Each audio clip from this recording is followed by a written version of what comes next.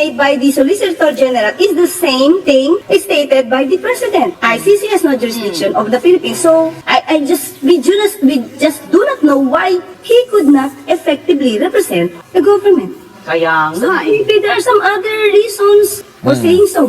Parang merong clue na sinabi si Yusek Claire. Kasi yung sinabi ni Yusek Claire makes sense kasi kung ang issue mo ay yung jurisdiction ng ICC, yun naman na talaga ang posisyon ng gobyerno. So, bakit kailangan mo pa i-recuse yung sarili mo? Bakit hindi mo maipagtanggol yung posisyon ng gobyerno? Kahit yun na nga yung posisyon ng gobyerno. There's something weird. Akin lang, kung nagpaalam na pala siya, si Bernardo Guevara, na ang isasagot niya sa Supreme Court ay ganito, sana naisip nila yung repercussions. Na it might be used. Pwede hong gamitin ito pangontra o pang-justify sa posisyon ng DDS. Ako po ay a-agree na siya po ay dapat na mag-resign.